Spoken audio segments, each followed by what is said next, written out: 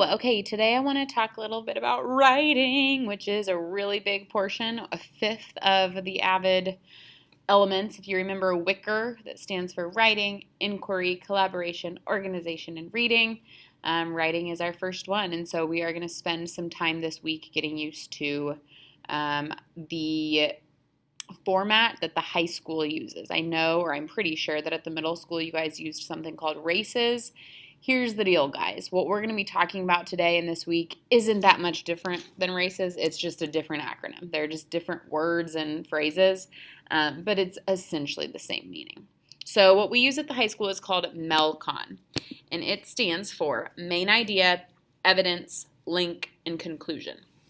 What I want you to notice, two main points. Like the main idea, that's like your topic sentence.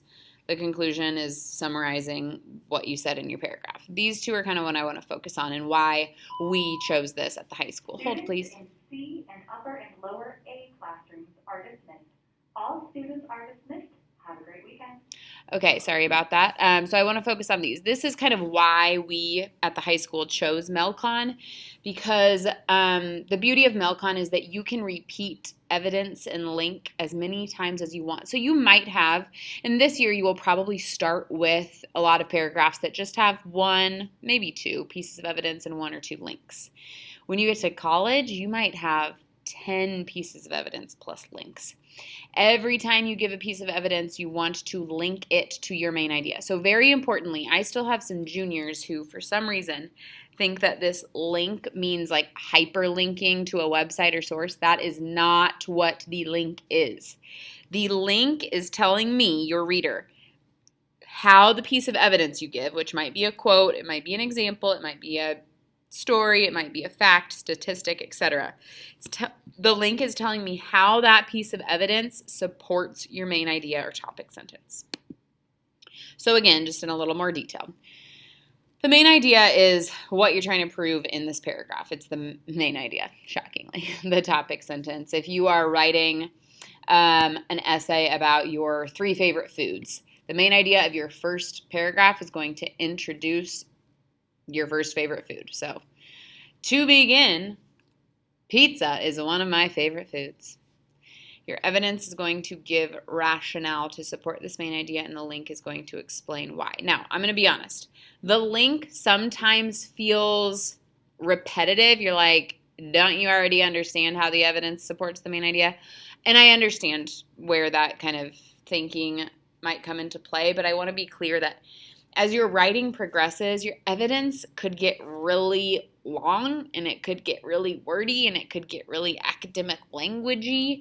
And so the way that you interpret the evidence, let's say it's a quote from a book, the way that you interpret the evidence might be different than the way that I would interpret it. So that's why this link is really, really important, is that you want to make sure that your reader understands how you think that this evidence supports your main idea. The concluding statement is just to conclude and summarize what you've said in this paragraph. Again, when you start writing really, really long paragraphs, this conclusion is really important because it makes sure that your reader understands the gist of what you have just written. So a quick MEL-Con example paragraph. You will see it is color-coded. So the red is the main idea. We have 2 pieces of evidence, and every time we give a piece of evidence, we also have a link to explain it. Then we have a concluding statement at the end. So I'm going to read this to you quickly. Sorry, I'm going to yawn. The MEL-Con paragraph format is important for high school students to learn. To begin, using the MEL-Con format helps students organize and focus their ideas. Organization and focus are 2 of the main traits of writing, so this format will ensure students receive the best grade possible on their papers. Additionally, MEL-Con can be adapted to many different levels of writing and writing prompts. This is helpful because students can use this format during each grade level in high school while still being able to improve their writing and expand on their thinking. Clearly, the MEL-Con paragraph format is an effective writing tool for high school students. So, here's your assignment for tomorrow, actually, but you can definitely get a head start today if you'd like. I want to be clear, this looks a little different for you, this third prompt, because you are remote learners. This slideshow is originally intended or created for my blended learners, so I apologize. Yours looks a little different here.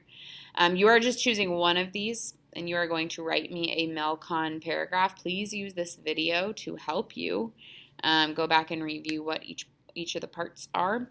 I'm fine here if you just have one piece of evidence and one link. So this paragraph needs to be at least 4 sentences. It is welcome to be more, but at least 4 sentences here. If you have questions, comments, or concerns, please let me know. Thank you and happy writing.